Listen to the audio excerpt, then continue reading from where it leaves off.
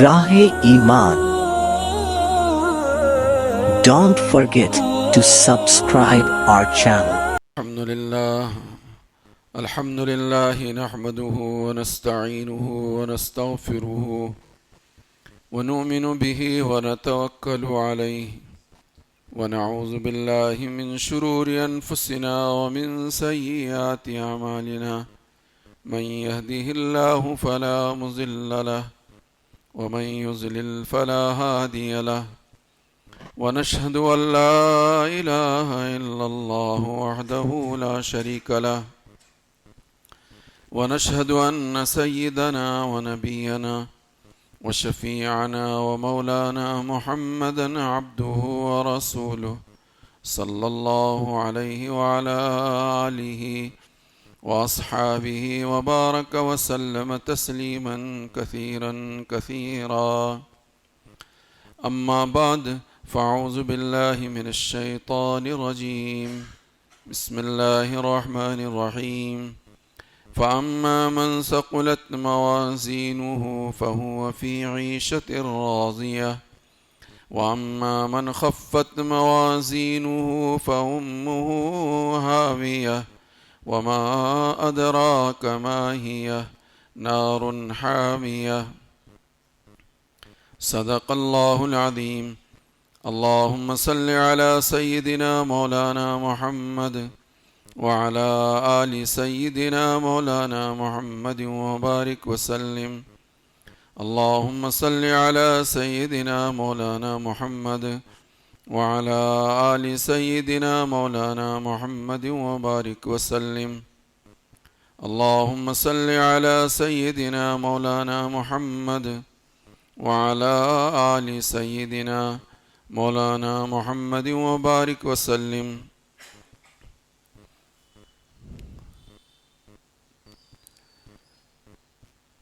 کل قیامت کی دن میدان محشر میں ایک سایہ تو اللہ کا ہوگا جس کا تذکرہ ماقبل کے جمعوں میں آپ حضرات کی خدمت میں رکھا گیا. روایت میں یہ بات بھی ملتی ہے کہ ہر آدمی کا اپنا ایک سایہ ہوگا. اللہ کا سایہ تو ہے ہی ہے، اس سایہ تلے تو 7 لوگ ہوں گے جن کا تذکرہ اس سے پہلے میں نے کیا. اور ایک سایہ وہ ہوگا کہ ہر آدمی کا اپنا سایہ، ہر آدمی کا اپنا سایہ ہوگا، اور وہ اپنا سایہ جو بنے گا وہ صدقے اور خیرات کی مقدار، اس کی کمیت اور کیفیت کے اعتبار سے بنے گا. کہ دنیا میں جو لوگ جتنا صدقہ کر رہے ہیں، جتنا اخلاص کے ساتھ کر رہے ہیں، جتنی بڑی مقدار میں کر رہے ہیں، اس اعتبار سے وہ سایہ پھیلا ہوا ہوگا اور گھنا ہوگا. وہ لوگ اسی اپنے سائے میں چلیں گے. یہ ان کا اپنا خود کا سایہ ہوگا. اس لیے بار بار قرآن میں اور حدیث میں اس بات کی ترغیب دی ہے کہ اللہ کے راستے میں خرچ کرو. وَأَنفِقُوا مِمَّا رَزَقْنَاكُمْ. اللہ نے جو تمہیں رزق دیا ہے، وہ رزق اسی لیے اللہ نے دیا ہے کہ اس کو اللہ کے نام پر دنیا میں ضرورت کی جگہوں پر خرچ کرو. بہت بڑی دولت ہے، بہت بڑی نعمت ہے کہ آدمی اپنے کمائی میں سے خدا کی راہ میں خرچ کرے تو کل قیامت کے دن یہ آپ کا خرچ کیا ہوا مال وہ آپ کے لیے سایہ بن کر آپ کے ساتھ چلے گا میدان محشر میں. حضرت عمیر بن سعید رضی اللہ تعالیٰ عنہ کی روایت ہے کہ میدان محشر میں جب لوگ اکٹھا ہوں گے، ابواللہ سمرقندی رحمۃ اللہ علیہ فرماتے ہیں کہ قبر سے جب اٹھیں گے تو 70 سال تک تو وہیں کھڑے رہیں گے. 70 سال تک تو وہیں کھڑے رہیں گے. کچھ نہیں سوچے گا ان کو کیا کرنا ہے کیا نہیں کرنا ہے. 70 سال کھڑے ہوئے. میری اور آپ کی زندگی 60 اور 70 سال کے درمیان کی زندگی ہے. 70 سال سے کسی کی زائد زندگی ملی ہے کسی کو، اللہ کرے سب پہنچیں، سب کو عمر میں برکت دیں تو بونس ہے وہ. ورنہ میری اور آپ کی زندگی حضور نے فرمایا 60-70 سال کے درمیان کی زندگی ہے. تو میں یہ کہہ رہا تھا کہ ابو اللہ سمرقندی رحمۃ اللہ علیہ لکھتے ہیں کہ قبر سے اٹھنے کے بعد آدمی جو ہے وہیں کھڑا رہے گا 70 سال تک. نہ کھانا نہ پینا نہ کپڑا. قبر سے اٹھیں گے بھوکے بھی ہوں گے, پیاسے بھی ہوں گے اور ننگے بھی ہوں گے. ننگے بھی ہوں گے. نہ کوئی کھانا نہ کوئی پینا نہ کپڑا, کچھ نہیں. سب کو اپنی اپنی پڑی ہوئی ہوگی. سب اپنی بھوک کی وجہ سے, اپنی پیاس کی وجہ سے اس پیاس میں اور اس بھوک میں لگا ہوا ہوگا. حدیث میں حضور نے فرمایا کہ جس نے دنیا میں اللہ کے لیے کسی کو کھانا کھلایا تو اللہ اسے کھلائیں گے. کھانا کھلانا بھی ایک بہت بڑی عبادت ہے. نماز, روزہ, زکوٰۃ, حج یہ تو ہے ہی ہے, لیکن خدا کے لیے کھلانا, اللہ کو خوش کرنے کے لیے کھلانا, یہ بھی بہت بڑی عبادت ہے. اسی لیے حضور نے بار بار جگہ جگہ فرمایا افشوا السلام واطعموا الطعام, لوگوں کو خوب سلام کرو اور ایک دوسرے کو کھلاؤ, ایک دوسرے کو کھلاؤ. افشوا السلام واطعموا الطعام, یہ لوگوں کو کھلانا اس دن کام آئے گا جس دن کوئی کوئی ہوٹل نہیں, کوئی ریسٹورنٹ نہیں ہے اور کچھ کھانے وانے کا کوئی نظام نہیں ہے. اس دن یہ کھانا تمہارا کھلایا ہوا کھانا کام آئے گا. حضور نے فرمایا کہ کل قیامت کے دن جس نے دنیا میں کسی کو کھانا کھلایا ہوگا اور اللہ کو خوش کرنے کے لیے کھلایا ہوگا, اللہ اسے کھلائیں گے. دنیا میں کسی نے کسی پیاسے کو پانی پلایا تھا اور اللہ کے لیے پلایا تھا تو اللہ کل قیامت کے دن میدان محشر میں اسے پلائیں گے. ایک تو جام کوثر ہے, اس کا تذکرہ میں نے پچھلے جو بیانوں میں کیا. میدان محشر میں ایک مرحلہ جو ہے میدان حوض کوثر کا ہے, دوسرا مرحلہ پل صراط کا ہے, تیسرا مرحلہ میزان کا ہے, اور چوتھا مرحلہ حساب و کتاب کا ہے, اور ایک مرحلہ ہے نام اعمال کے سیدھے ہاتھوں میں ملنے کا. یہ 5 مرحلے ہیں. ان 5 مرحلوں سے ہر مسلمان کو گزرنا ہے, ہر مسلمان کو. اور ہر مرحلے کے کچھ نہ کچھ, جیسا ہمارے دیکھتے ہیں نا میچ رہتی ہے, ان کی ایک ٹیم کی وہ ٹیم کی لگی, وہ ایک جیتی, پھر وہ دوسری کہتے کیا بولتے سیمٹ فائنل ہے, فائنل ہے. یہ اس طرح سے قیامت کے دن بھی ہوگا.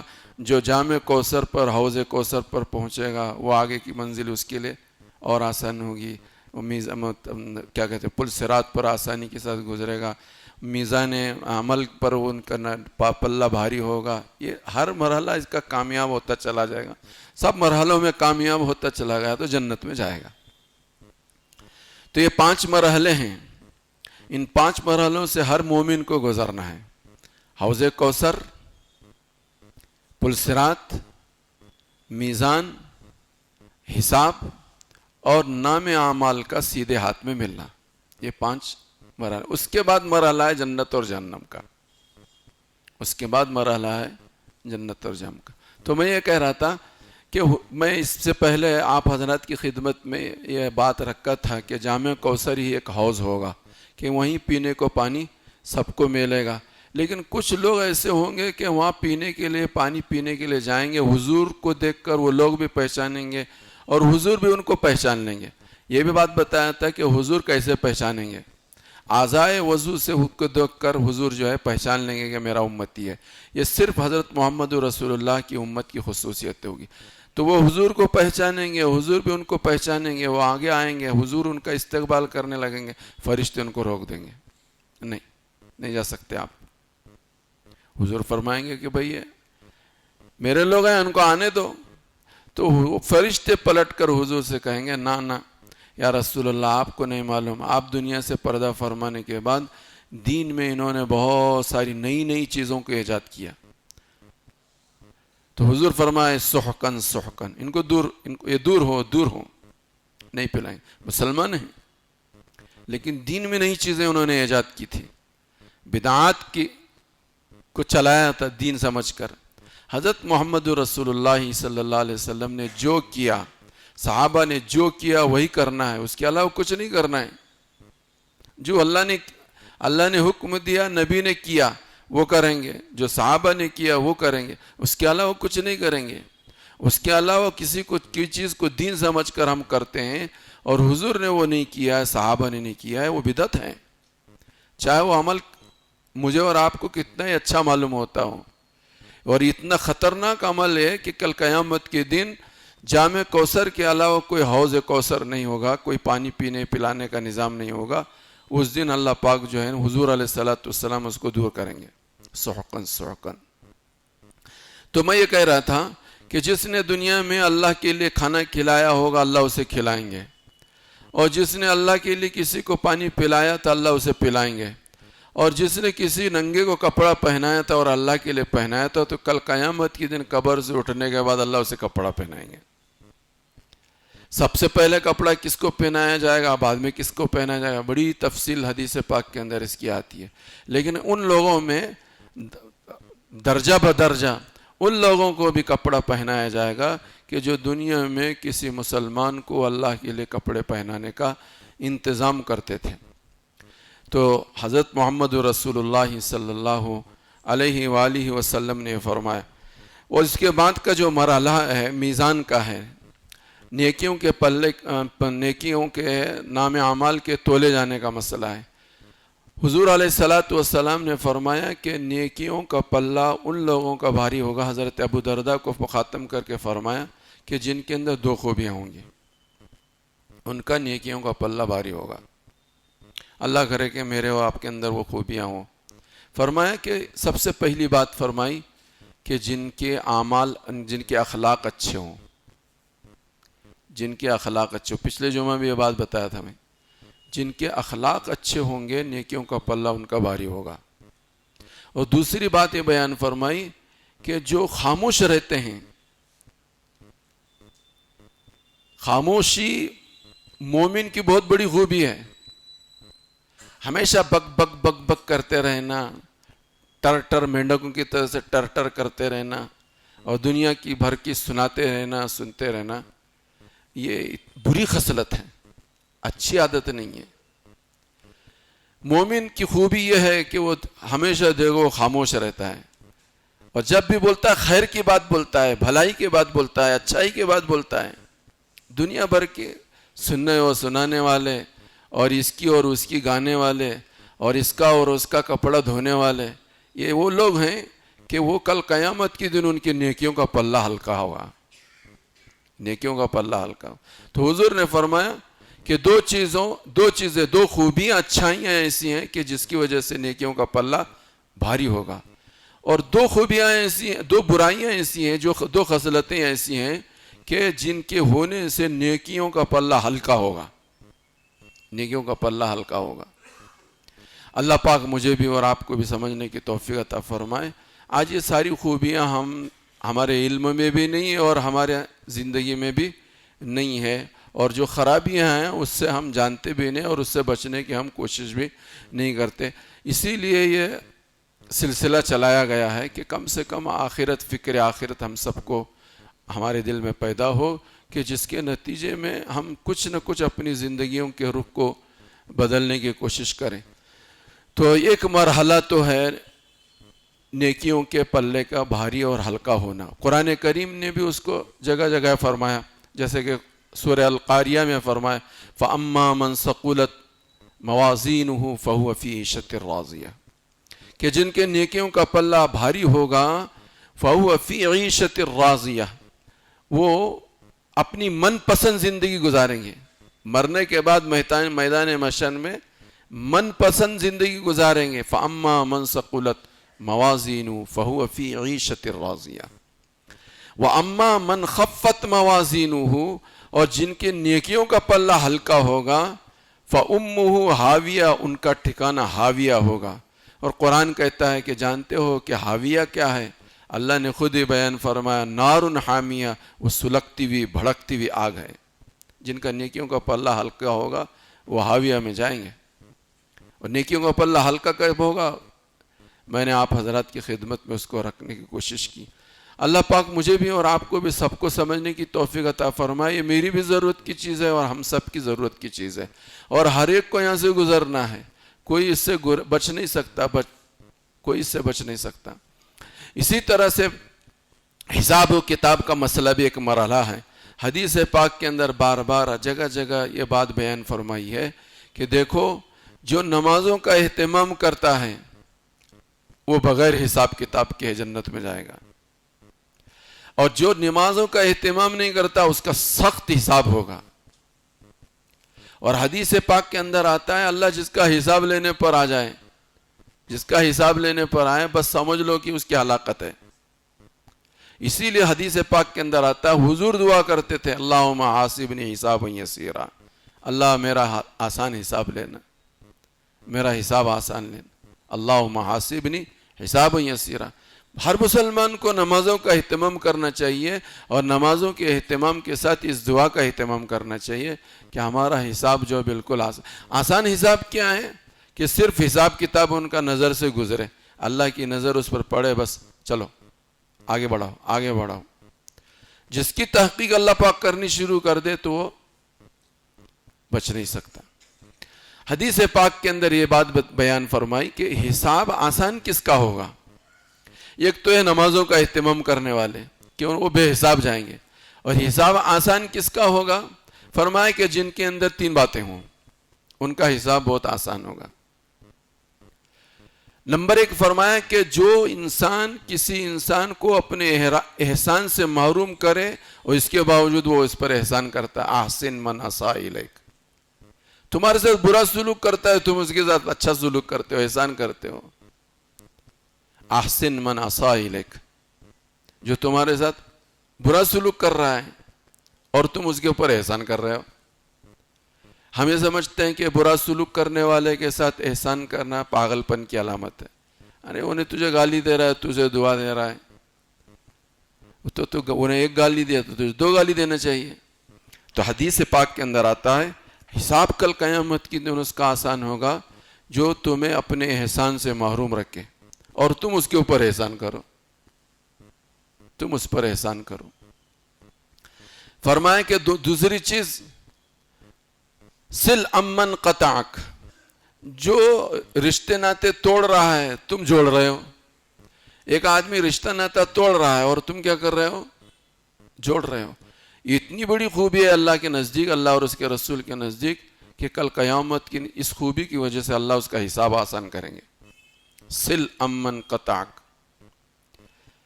تیسری بات فرمائی حضور نے کہ ظلم کرنے والے پر ظلم کرنے والے کو تم معاف کرو، واعف عمن ظلمک، جو تم پر ظلم کرے تم اس کو معاف کرو۔ یہ اتنی بڑی خوبی ہے، اتنی بڑی خوبی ہے کہ فرمایا حدیث پاک کے اندر اللہ ان کا حساب آسان لیں گے، ان کا حساب آسان لیں گے۔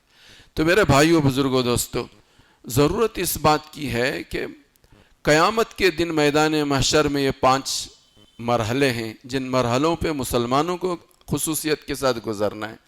بے ایمان تو وہ پہلے ہی مرحلے میں، وہ تو ان کا کوئی حساب و کتاب نہیں ہے، کوئی حساب و کتاب نہیں ہے۔ کافر مشرک وہ تو بے حساب جہنم میں جائیں گے، ان کا کوئی مسئلہ ہی نہیں ہے، وہ سیدھے ڈائریکٹ چلے جائیں گے۔ لیکن ہم سب کو ان مرحلوں سے گزر کر جنت میں جانا ہے۔ یہ سارے مرحلے ہیں، 5 مرحلے ہیں، ان مرحلوں سے ہو کر مجھے اور آپ کو جنت میں جانا ہے۔ تو یہ مرحلوں میں ہر ایک مرحلے کے سلسلے میں اس کو آسان بنانے والی اور اس کو بھاری اور مشکل بنانے والی کچھ نہ کچھ خوبیاں اور کچھ نہ کچھ خرابیاں ہیں، جس کو جانکاری کے بعد آسان بنانے والی کو ہم اختیار کریں اور بھاری بنانے والی سے اپنے آپ کو گریز و پرہیز کریں گے تو انشاءاللہ آسانی کے ساتھ جو ہے جنت میں جائیں گے۔ ہمیشہ ہمارے بزرگ کہتے ہیں کہ ہر آدمی کی یہ تمنا ہوتی ہے کہ منزل مقصود پر پہنچے۔ منزل مقصود میں پہنچنے کے لیے 2 چیزیں ہر آدمی چاہتا ہے، جلدی جانا اور آسانی اور سہولت کے ساتھ جانا۔ یہ 2 چیزیں ہر آدمی کی، جی مجھے کہیں بمبئی جانا ہے تو جلدی جانا ہے تو ہوائی جہاز سے جانا، آسانی کے ساتھ جانا ہے تو کون سی سواری، وہ ساری چیزیں ہوتا ہے۔ ہر آدمی کی تمنا ہوتی ہے اپنی منزل پر پہنچنا، آسانی کے ساتھ پہنچنا اور جلدی پہنچنا، کوئی پریشانی بھی نہ ہو اور سفر منٹوں میں کٹے، گھنٹوں کا سفر منٹوں میں کٹے، یہ ہر آدمی کی آرزو ہوتی ہے، تمنا ہوتی ہے۔ تو ہم سب کی منزل جو ہے جنت ہے، جنت سے ہم آئے ہیں، حضرت آدم علیہ السلام جنت میں تھے، جنت سے دنیا میں آئے ہیں، اور ہم سب کو جانا بھی وہی ہے۔ لیکن یہ منزلیں ہیں، ان منزلوں کو پار کر کے ہمیں وہاں جانا ہے، تو جلدی جانا ہے اور آسانی کے ساتھ جانا ہے۔ تو اللہ اور اس کے رسول نے ہمیں کچھ کام بتائے ہیں، کچھ کام سے گریز اور پرہیز کرنے کو کہا ہے۔ ان گریز و پرہیز کرنے والے کاموں سے ہم گریز و پرہیز کرتے رہیں گے اور نیکیوں کا اپنے آپ کو عادی خوگر بنائیں گے، تو یہ ہمارے سارے مرحلے جو ہیں آسانی کے ساتھ طے ہوتے رہیں گے۔ اس لیے میرے بھائیو، بزرگوں، دوستو، بار بار اس کا مطالبہ کیا جا رہا ہے کہ ہم 5 وقت کی نماز پہلے مرحلے میں، اول مرحلے میں کم سے کم ہم نمازوں کا اہتمام کرنے والے بنے۔ بار بار حدیث پاک کے اندر یہ بات سنائی گئی ہے کہ جو نمازوں کا اہتمام نہیں کرتا وہ 15 طرح کے عذاب میں مبتلا ہوتا ہے۔ دنیا میں یہ ہے، موت کے وقت یہ ہے، قبر کے اندر یہ ہے، میدان محشر میں یہ ہے، یہ بار بار سنایا گیا ہے۔ اور جو نمازوں کا اہتمام کرتا ہے، اللہ اس کا 5 طرح سے انعام و اکرام فرماتے ہیں۔ دنیا میں یہ ہے، موت کے وقت یہ ہے، قبر میں یہ ہے، میدان محشر میں یہ ہے۔ میدان محشر میں یہ انہی میدان محشر کے انعامات میں سے یہی ہے کہ بغیر حساب کی جنت میں جائے گا، اور نام اعمال اس کے سیدھے ہاتھ میں دلوایا جائے گا۔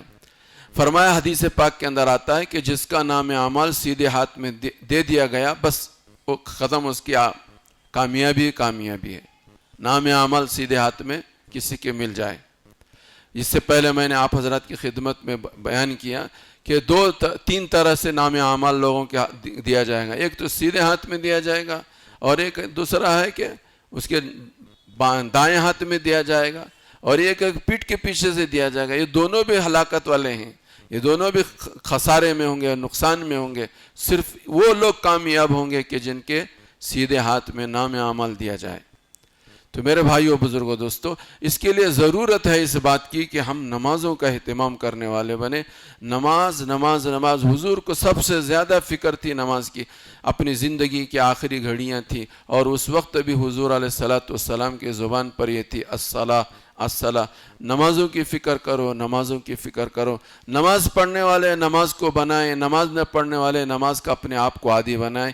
موت تک اپنے آپ کو نمازی بنانے کی کوشش، فکر اور محنت۔ نماز ہماری اچھی ہوگی تو ہماری آخرت کے سارے مرحلے اچھے ہوں گے۔ اس سے پہلے بھی کئی مرتبہ آپ حضرت کی خدمت میں بات آئی، جو آدمی 5 وقت نماز کے لیے مسجد میں حاضر ہوتا ہے، سارے رشتہ دار تو دنیا بھر کی ادھر ادھر کی باتیں کرتے ہیں، لیکن مرنے کے وقت وہ فرشتے جو مسجد میں آتا جاتا اس کو دیکھتے تھے، وہ اس کی خدمت میں حاضر ہوتے ہیں۔ وہ مرنے والا ان فرشتوں کو دیکھتا ہے، وہ فرشتے اسے تلقین کرتے ہیں، اللہ کے بندے، تیرا نہ بیٹا کام آئے گا، نہ تیری بیوی کام آئے گی، نہ تیری ماں کام آئے گی، لا الہ الا اللہ کہہ لے، یہی تیرے کام آنے والی چیز ہے۔ وہ فرشتے جو مسجد پر رہتے ہیں، آتا جاتا 5 وقت نمازی کو دیکھتے ہیں، وہ اس کی موت کے وقت اس کو پتہ چلتا ہے، ان فرشتوں کو فوراً اس کے گھر حاضر ہوتے ہیں، وہ جہاں ہوتا ہے وہ حاضر ہوتے ہیں۔ وہ فرشتے اسے تلقین کرتے ہیں۔ ایمان والوں کو بھی تلقین کرنے کا حکم ہے، لیکن ایمان والے آج کل دین سے دور ہو گئے، دنیا بھر کے ادھر ادھر کے تذکرے اور تبصرے کرتے رہتے ہیں، اور آج کل ICU کا سسٹم ایسا چلا کہ تلقین کا مسئلہ ہی نہیں رہ گیا۔ ICU کا مسئلہ تو ایسا مسئلہ ہے کہ وہاں تو کسی جانے کی اجازت ہی نہیں رہتی، وہ تو وہ ہسپتال والے رہتے ہیں، وہ مرنے والا رہتا ہے، تلقین کا مسئلہ ہی نہیں۔ لیکن اگر ICU میں بھی ہوگا تو فرشتے وہاں بھی پہنچیں گے، فرشتے کو تو ICU والے روک نہیں سکتے، تو کم سے کم میں اور آپ نہیں پہنچتے تو فرشتے جو پہنچیں گے وہاں پر، وہ تلقین کریں گے کہ اللہ کے بندے، اس وقت تیرے کام آنے والی کوئی چیز نہیں ہے، کام آنے والی چیز جو ہے وہ نماز، کلمہ ہے، پڑھ لیں، وہ نماز کی برکت ہے۔ قبر میں بھی نماز کام آئے گی، میدان محشر میں بھی کام آئے گی، حساب و کتاب بھی آسان ہوگا، نام اعمال بھی سیدھے ہاتھ میں، اس کے سیدھے ہاتھ میں دلوایا جائے گا، اور وہ ہنستا جنت میں جائے گا اور جنت کی نعمتوں سے لطف اندوز ہوگا۔ تو حدیث پاک کے اندر بھی بار بار اس کی ترغیب دی گئی ہے۔ ہم مسلمانوں کے لیے ضرورت ہے کہ ہمارے مرد حضرات جو نمازوں کا اہتمام نہیں کرتے، جمعہ پڑھتے ہیں لیکن بقیہ اور نمازوں کا وہ اہتمام نہیں کرتے۔ بھائیو، بزرگوں، دوستو، زندگی بہت مختصر سی ہے، آج ہے کل رہے گی نہ رہے گی، لیکن ایک زمانہ، لمبا زمانہ مجھے اور آپ کو میں قبر میں رہنا ہے، اس کے بعد کا میدان محشر کا ایک لمبا زمانہ ہے، اور اس کے بعد جنت و جہنم کا فیصلہ ہے۔ ہر جگہ کام آنے والی چیز نماز، نماز، ایمان والے کے لیے نماز، نماز۔ اس لیے بار بار آپ حضرات سے اس بات کی گزارش کی جاتی ہے، ہم سب نمازوں کا اہتمام کرنے والے بنے۔ اس میں کوئی دقت پریشانی نہیں ہے، لوگ کیسے کیسے لوگ حالات سے دوچار ہیں، لیکن الحمدللہ ان حالات میں رہتے ہوئے، ان پریشانیوں میں رہتے ہوئے، بھوک و پیاس میں رہتے ہوئے، بے چھت ہوتے ہوئے، بیمار ہوتے ہوئے، دواؤں اور علاج کا کوئی نظام نہ ہوتے ہوئے، وہ الحمدللہ ان حالات میں بھی نماز کا اہتمام برابر کر رہے ہیں۔